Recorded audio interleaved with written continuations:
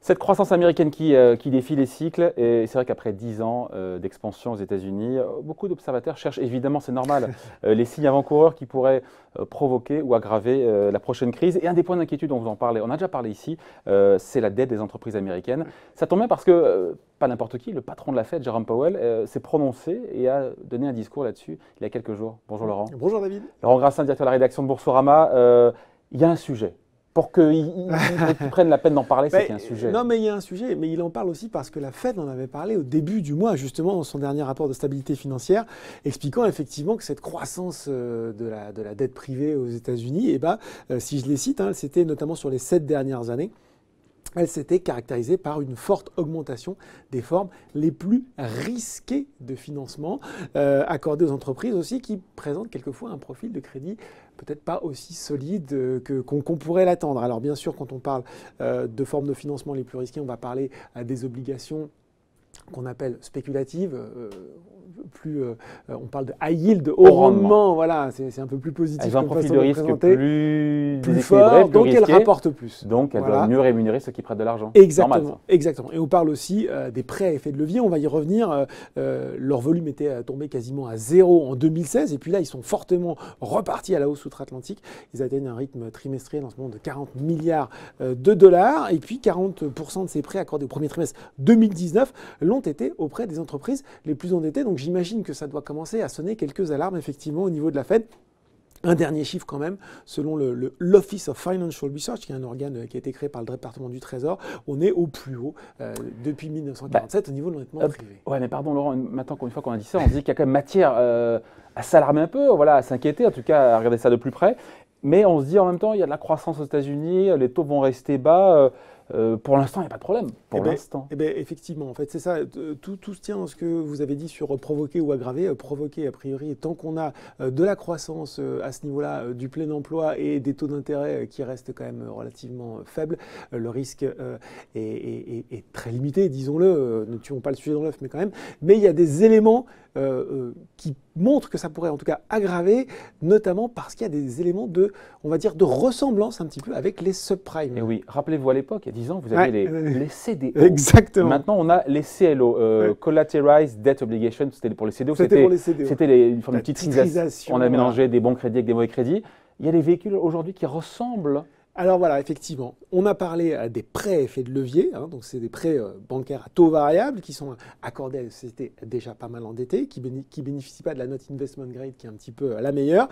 Et qu'est-ce qu'on fait? On va packager ces prêts, on va les assembler, ces prêts à effet de levier, et on obtient ces CLO, Collateralized Loan Obligation, qui sont intégrés après, qui peuvent être achetés par des fonds de pension, qui peuvent être même mis dans des fonds indiciels, dans des ETF, formidable. Donc c'est quand même un marché là qui a doublé depuis la crise et qui dépassait les 1200 milliards de dollars en fin d'année dernière, donc quasiment l'essentiel aux États-Unis. Donc il y a un vrai sujet, à tel point que même l'ancienne Madame Fed, Janet Yellen, s'en inquiétait. Et puis dans le même temps, il y a donc à la fois cette augmentation des CLO, et puis en volume. Et puis on se rend compte que les garanties bancaires qui sont associées à certains de ces prêts, les covenants, eux aussi ont été particulièrement allégés. On parle maintenant de prêts de covenant light, donc pour dire que c'est assez léger en termes de contraintes. Là aussi, augmentation de ces prêts. On était à 20% à peu près des émissions de covenant light en 2011. On était à 60% en 2013. On est à 80% en 2018. Et puis même le levier aussi augmente. 25% des prêts se faisaient avec le levier maximum de 5. On est maintenant à 75% aux États-Unis en fin d'année dernière. Donc voilà. Attendez, on est en train de dire, Laurent, on est en train de dire quoi? Que il y a plus de prêts risqués à des entreprises qui sont en moins bonne santé financière. Oui. Il y a plus d'effets de levier dessus. Et il y a moins de garanties en cas de problème. C'est ça. On se dit qu'on va peut-être tout droit dans le mur. En même temps, quand on regarde les taux de défaut, celles qui n'arrivent pas à rembourser pour l'instant, on voit rien. C'est même carrément l'inverse. Taux de défaut au niveau global recule. Il est là aussi mesuré par la Fed à 1% taux de défaut global au premier trimestre 2019. Ben oui, parce que tout va bien aux États-Unis, encore une fois. Pour le moment, il n'y a pas d'inquiétude majeure sur ce thème. On a la notation de Fitch Rating sur les obligations high yield. Il est à 1,7%. On peut juste dire quand même que... ça, c'est le taux de défaut, ça? Ça, c'est le taux de défaut sur les obligations haut rendement. Moins de 2%. Oui, voilà, donc c'est dérisoire. Allez, on va se faire peur un peu, David. On peut juste quand même dire que Fitch remarquait que sur le seul second semestre, il y avait déjà 10 milliards de dollars d'obligations au rendement qui avaient fait défaut. C'est 2 fois plus qu'au premier trimestre. Du coup, Fitch a remonté un petit peu sa note de taux de défaut pour l'année. Voilà, on reste quand même sur quelque chose. On peut quand même citer des exemples de ces entreprises américaines qui sont très endettées, juste rapidement. Et c'est pas forcément celle qu'on attend. Si je vous dis Kraft Heinz, voilà, leader. Kraft, c'est le ketchup. Exactement. Enfin, Heinz, c'est le ketchup. Oui, Kraft, voilà. Empire de l'agroalimentaire qui a de grosses difficultés. Qui est considéré comme étant. Qui a 30 milliards de dollars de dette à long terme. Donc voilà, ça peut. Et après, d'autres entreprises comme General Electric, comme Tesla. Donc voilà, c'est un sujet un petit peu qui ne concerne pas. C'est pas des noms anodins. Voilà, exactement. C'est un peu de dire qu'on n'est pas forcément dans des sociétés obscures ou très peu connues. La volonté, enfin l'idée pour certains, c'est de faire le parallèle évidemment entre la crise des subprimes et ça, et c'est prêt à effet de levier, cette dette des entreprises américaines pour certains à risque qui pose problème. Et là encore une fois, on a Jérôme Powell qui donne son opinion là-dessus. Exactement. C'était justement dans un discours lundi à Atlanta et il nous parle quand même de risque modéré, voilà. Et les fermetures, on ferme circulaire. Non, alors c'est pas justement. Il explique, c'est assez drôle ce que vous dites parce qu'il explique qu'entre le circulaire, il n'y a rien à voir et oui, mon Dieu, ça va déclencher une crise. On est à peu près au milieu. Voilà. Ouais, au milieu. Bon, et pas non plus, il n'y a pas non plus de panique. Il explique quand même que j'aime beaucoup les discours des banquiers centraux que les scénarios avec la comparaison avec la crise financière mondiale ne sont pas entièrement convaincants. Donc comprendre qu'effectivement, il y a entièrement.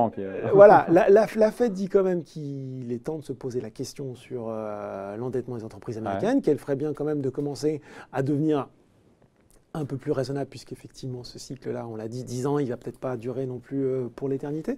Mais on ne sent pas encore d'alarme particulière dans le discours du président de la Fed. Et sur les fameux prêts effets de levier, qu'est-ce qu'il nous dit là ? Même ça, il nous explique, Jérôme Powell, que ces nouveaux titres sont bien plus sains, là je le cite, que les structures en usage au moment de la bulle du crédit immobilier. Il explique aussi qu'en fait, les banques en détiennent finalement une partie assez réduite, 90 milliards sur les plus de... alors là, pareil, les chiffres divergent, mais là, j'avais retenu 700 milliards en circulation. Mais par contre, c'est assez drôle parce qu'il nous explique que le financement, là aussi je le cite, est pour l'essentiel trouble extérieur au système bancaire. Donc voilà, donc en fait, il y a une partie, il ne sait pas où il va. On peut penser que ça va, notamment, pourquoi pas, sur les marchés asiatiques qui sont en attente de rendement, choses comme ça. Il y a quand même un sujet. Alors, il y a un sujet, après, remettons-le à sa juste place. Il y a un sujet qui bien sûr, dans le cadre d'une récession américaine, d'un ralentissement, etc., pourrait créer un effet boule de neige. À l'heure actuelle, de dire que ça pourrait être un déclencheur de crise, on n'y est pas. Ça ne provoque pas, ça aggrave. Tiens, puisque je vous ai sous la main, il y avait la Fed, qu'est-ce qu'on a su ? Alors, il y avait les minutes de la Fed, effectivement, on a pu savoir. David, on a appris des choses absolument fracassantes. Oui. Non, je prête. La Fed, un gros non-événement, la Fed. Les minutes de la Fed, c'est ce qu'elle nous raconte en fait les coulisses de la dernière réunion. Exactement. Et donc, je pense que les investisseurs seront maintenant peut-être à chaque fois mettre un coup de stabilo sur le mot patience, puisque là encore, nous allons être patients pendant un certain temps. C'est un peu du Fernand Reynaud. Voilà. On peut juste terminer là-dessus. Je trouvais ça assez drôle, puisque Stéphane Déo, que vous recevez à la Banque Postale Asset Management, il a fait un petit benching des discours de Powell. Et en fait, sur les derniers discours de politique monétaire qu'il a présidé, 9 ont été suivis par une baisse du marché le jour de la décision. Voilà. Donc dans seulement 10% des cas, le marché a salué le discours de Powell. Le poissard. Ouais, parce que ses prédécesseurs, ils faisaient mieux. Ils faisaient 60 à 65% suivis par des baisses de marché. Et alors du coup, ils ont répété l'exercice après publication de ces fameuses minutes qu'on a eues hier. Et là, c'est bien meilleur puisqu'il est en ligne avec ses prédécesseurs, avec une hausse du marché dans la moitié des cas. Donc, moralité pour Stéphane Déo, c'est que Powell a quand même vraiment un problème à l'oral. Effectivement, on peut être assez d'accord. Il y a peut-être un truc à travailler. Allez, merci Laurent, merci beaucoup. Bonne journée, Maï.